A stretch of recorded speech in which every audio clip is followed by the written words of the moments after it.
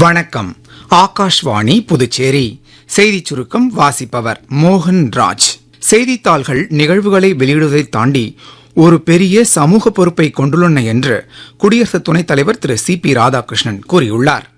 மேலும் நம்பிக்கை, புதுமை, கருணை மற்றும் அறிவியல் முன்னேற்றம் ஆகியவற்றின் செய்திகளையும் இதழியல் முன்னிலைப்படுத்த வேண்டும் என்றும் அவர் வலியுறுத்தியுள்ளார். கேரளம் மாநிலம் கோட்டயத்தில் நடைபெற்ற நிகழ்ச்சி ஒன்றில் பேசிய அவர் இவ்வாறு கூறியுள்ளார். கடற்படையின் 27வது தளபதியாக அட்மிரல் கிருஷ்ண சுவாமிநாதன் நேற்று பொறுப்பேற்றுக் கொண்டார். அட்மிரல் தினேஷ் கே திரிபாதிக்கு பிறகு அவர் இப்பதவியேற்றார். பொறுப்பேற்ற பிறகு செய்தியாளர்களிடம் பேசிய அட்மிரல் சுவாமிநாதன், நாட்டின் நலன்களை பாதுகாப்பதில் இந்திய கடற்படை விழிப்புடன் உள்ளது என்று கூறியுள்ளார். நீர் ஆராய்ச்சி மற்றும் மேம்பாடு குறித்த ஒருநாள் தேசிய பயிலரங்கை நடத்திட ஜல்சக்தி அமைச்சகம் புதுடெல்லியில் இன்று ஏற்பாடு செய்துள்ளது.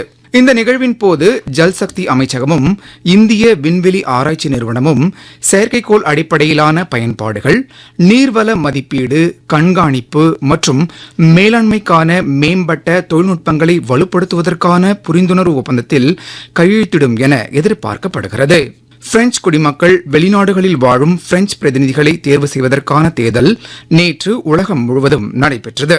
தூதரக தேர்தல் தொகுதியான புதுச்சேரியிலும் நேற்று வாக்குப்பதிவு நடைபெற்றது.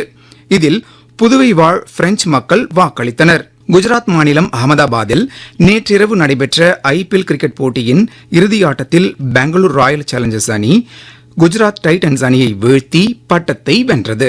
இத்துடன் இந்த செய்திச் சுருக்கம் நிறைவு பெறுகிறது.